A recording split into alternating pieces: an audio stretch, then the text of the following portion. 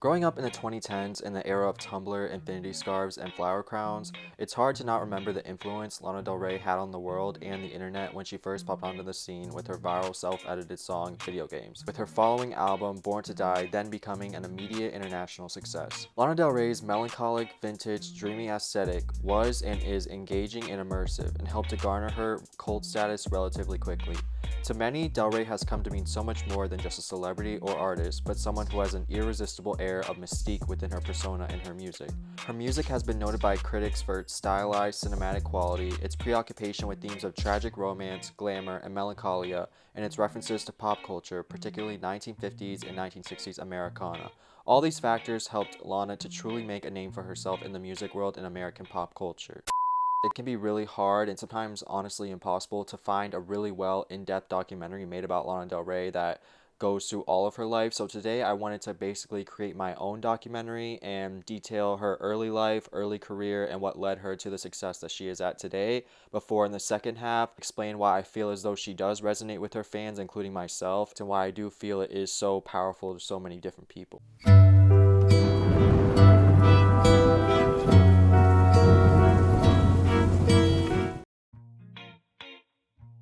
Lana Del Rey was born Elizabeth Woolridge Grant on June 21, 1985 in Lake Placid, New York to parents Rob and Patricia Grant. Lana had a pretty quiet early life because of her town's seclusion and very small population. Around the ages of 14 to 15, she began to develop an alcohol dependency and she was then sent to Kent boarding school to help become sober. Lana has said, quote, "That's why I really got sent to boarding school, to get sober." Lana has said that she has had an early preoccupation with mortality and the idea of death, saying in a 2012 UK Telegraph interview, "When I was very young, I was sort of floored by the idea that my mother and my father and everyone I knew was going to die one day, and myself too. I had a sort of a philosophical crisis. I couldn't believe that we were mortal. For some reason, that knowledge sort of overshadowed my experience. I was unhappy for some time. I got into a lot of trouble. I used to drink a lot. That was a hard time in my life." End quote. Anyone who is also hip to Lana's unreleased canon can see her early boarding school experiences and her rebellious nature detailed pretty accurately in the song by the same name. Do drugs, make love without teachers. Come on, baby, tell me where this tattooed ass feature. I'm a vet and a pro and a nation. I do the drugs to stop the food craving. When Lana left boarding school, she eventually moved to Long Island to live with her aunt and uncle while becoming a waitress. Lana eventually enrolled at Fordham University in the Bronx, where she majored in philosophy with a big interest in metaphysics. She's quoted as saying in a Rolling Stone interview, "I chose to study the subject because it, quote, bridged the gap between God and science. I was interested in God and how technology could bring us closer to finding out where we came from and why," end quote. Meanwhile, she lived with boyfriends and crashed on couches. She's quoted as saying, "I was writing for years, trying to figure out what I really wanted to say and why I was so consumed with this passion for writing and where it came from. It kept me up all night, so I was waiting to see why. That was really a whole separate world." Me onto your black motorcycle. 50 baby doll dress for my I do. Del Rey slowly began writing songs and performing in nightclubs around the city under various names, such as Sparkle Jump Rope Queen and Lizzie Grant and the Phenomena. In a 2012 interview for British Vogue, she said, "I was singing but didn't plan on pursuing it seriously.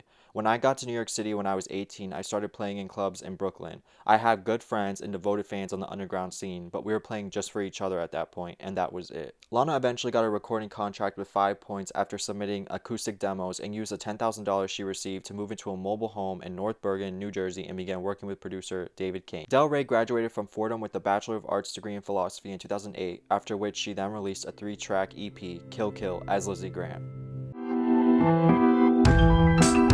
I'm in love with a dying man.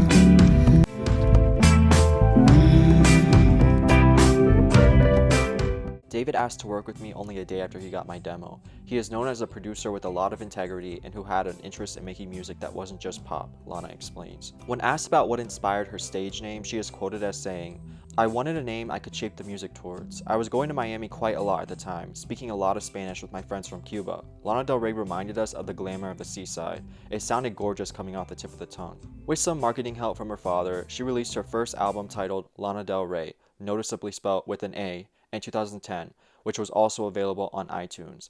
The record did pretty bad and was eventually pulled from all platforms because, in Lana's words, the label was unable to fund it. Lana was eventually able to get out of the record deal with 5 points, where she felt as if, quote, nothing was happening, and shortly after moved to London, where she met more friends and even acted in a short film called Poolside. Although Lana had bigger aspirations for her work and her career, the success and opportunity she desired lagged behind her. This was all about to change for her in October of 2011, however.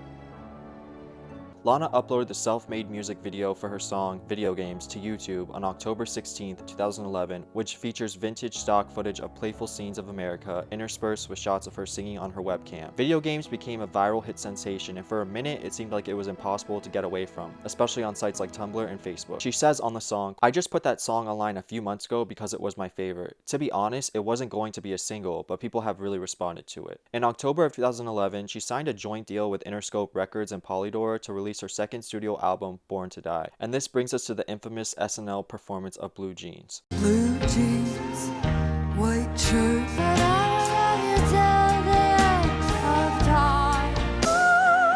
Oh, please stay here. Many critics claim she sounded absolutely terrible, vocally shaky, and a manufactured fraud. Wow, watching this singer on SNL is like watching a 12-year-old in their bedroom when they are pretending to sing and perform. Hashtag sign of our times, tweeted actress and musician Juliette Lewis. Lana did eventually state in a response that she is more of a musician and not a performer, and that her true fans already know this. Nonetheless, Born to Die was released worldwide on January 31st, 2012 to commercial success, charting at number 1 in 11 countries and debuting at number 2 on the US Billboard 200 album chart, although critics at the time were divided. Born to Die was a blend of cinematic strings, overlaid trip-hop beats to the backdrop of poetic old money and Western Americana music videos, which made it especially successful on the internet and social media sites. Born to Die ended up selling 3.4 million copies in 2012, making it the 5th best-selling album of that year. In the United States, Born to Die charted on the Billboard 200 well into that same year, lingering at number 76 after 36 weeks on the chart. Lana did go on to release multiple other albums, including but not limited to the Paradise EP, Ultraviolence, Honeymoon, Lust for Life, NFR, and many others, leading all the way up to this year.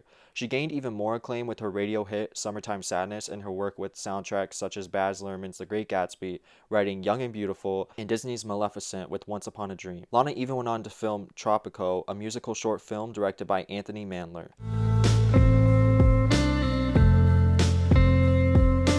I was first introduced to Lana Del Rey in 2013, a couple months after moving from my hometown in Key West, Florida to Lewiston, New York, which is a very small town in the greater outskirts of Buffalo. As someone who is Cuban and from South Florida, moving right up to the border of Canada was a very hard culture shock and caused me to become very melancholic about Florida, and for the next couple years I began to obsess over where I used to be compared to where I was now. Hearing Lana echo experiences of traveling around the country, especially the South, South Florida, and the Keys, felt comforting and relatable. Moving from a place where Haitian, Dominican, and Cubans were the dominant ethnicities to a farm-like village with a population of mostly 98% older white people was definitely alienating, so hearing her romanticize and sing about her Cuban daddies or time spent in the Keys made me feel understood and seen.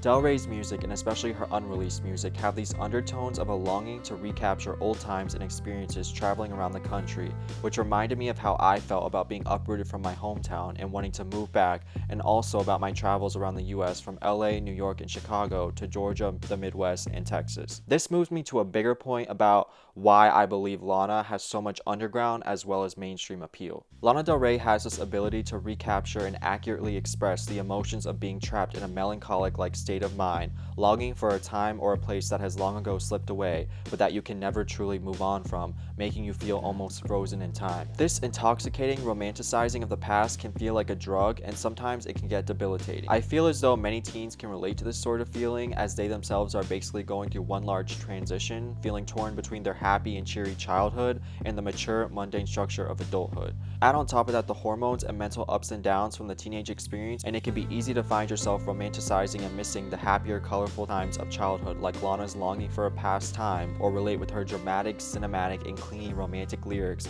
that describe someone you'll never truly stop loving or chasing. I mean, let's be real, all of us had that cringy ass moment when we were teenagers where we had this crush that we were obsessed with in middle school or high school. Can really relate to how the drama that we find in Lana's lyrics when she's singing about this clingy sort of love or pursuit of a person that you really can never let go of.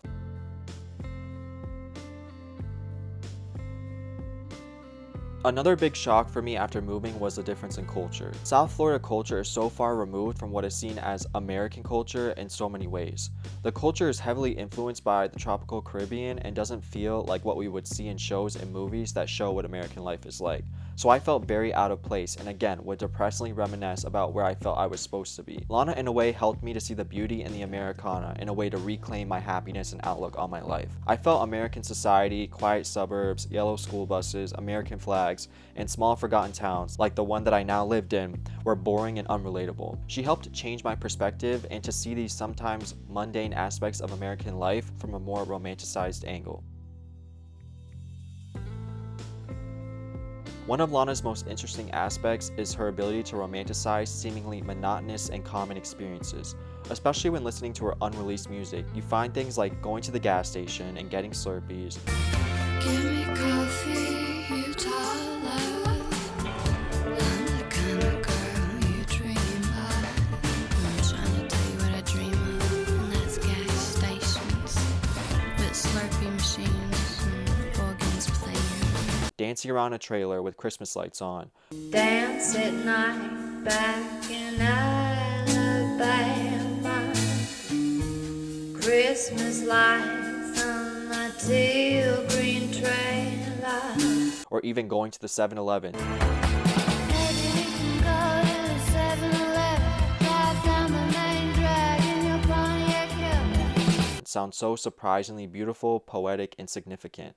This is very appealing to many of us that are tired of the unattainable, materialistic, and vapid claims to power and wealth in nearly all other forms of music today. This ability to reclaim the narrative from the common, you need this expensive car or clothes or shoes to be beautiful and happy, to more of a your middle to lower class existence and all the tiny pleasures within it are just as beautiful mindset is so refreshing and validating. This makes her have so much more of a wider appeal and relatability to many people, being that the majority of the US is lower to middle class. Romanticizing of one's life can also dramatically help one view their situation in a different light and can even help someone cope with depression and dissatisfaction by reinforcing a belief that there is beauty in all things and all levels of life, not just the rich, unobtainable one. Another fact that's pretty hard to ignore is also Lana's large percentage of gay fans. I feel as though Lana is disproportionately adored by gays and girls because of her love for the classic feminine aesthetic and the sometimes wholesome, vivid imagery about love and relationships. Call yourself the Dawn and call me Queen Diana. You always make me blush and say shut up for your banana. You pull my hair and push me down and chase my Disney run. You play me Biggie Smalls and then my first Nirvana song. That I think a lot of women yearn for and a lot of gays feel as though we can never really have or find. This is because, in my opinion, gay culture can feel hypersexualized and extremely shallow at times, so music that describes true love, chivalry, and innocence can be very appealing and feel like a breath of fresh air. And we gotta prove to the Mexicans how Mexican we are, and we gotta prove to the Americans how American we are. We gotta be more Mexican than the Mexicans and more American than the Americans, both at the same time. It's exhausting. Being Cuban American, I also felt torn between these two separate identities, and I felt as if what was, again, constantly displayed as American culture on movies and in television was something that was really foreign and unrelatable. Like I said earlier, Lana helped to portray a new Americana that isn't limited to the pristine, unrealistic, idealistic lifestyle of the past. She was open about all aspects of her life, the good as well as the bad, and unapologetically stood by them instead of hiding them to preserve a certain type of image. Her experimentation with many different genres, including hip-hop and trip-hop, Still flawless, true perfection. show an attempt at including other, sometimes left out categories as just as beautiful and romantic as the likes of Marilyn Monroe, Elvis, JFK, and other romanticized American icons. When American society tends to culturally exclude immigrant or non-white cultures, forcing them into their own separate box, I see Lana's blending and appreciation of them to show that they are just as American and beautiful as the other mainstream Anglo-Saxon cultural aspects. This synchronization of different sounds and romanticizing of cultures that are typically discriminated against in America, specifically in my case Latino, seems so refreshing to me. This is also not to say that that was her intent or her mission, but just what I personally gained from it. And an obsession for freedom that terrified me to the point that I couldn't even talk about. Lana Del Rey's obsession with the idea of freedom is another very consistent aspect in her lyrics. She constantly repeats the idea of starting over, driving and being on the road, or having nothing to lose, that it can begin to feel like a mantra at times. There is arguably nothing more American than the idea of freedom that being able to drive anywhere at any time offers. This concept of dropping all the petty and mundane aspects of your life in exchange for a wide open freedom where only you and your lover or close friends are all that matter is a very relatable and engaging idea that many of us can agree with and desire. Who hasn't felt so overwhelmed with their job, family, or life to the point where they just want to drop everything and move to a new city to enjoy the freedom of not knowing who you are and being able to rewrite your own story and reclaim your own personal narrative? Whatever you want to call her, Lana Del Rey, Lizzie Grant, or Sparkle Jump Rope Queen, I think we can all agree her unique take on songwriting and her outlook on the world have set her miles apart from her contemporaries.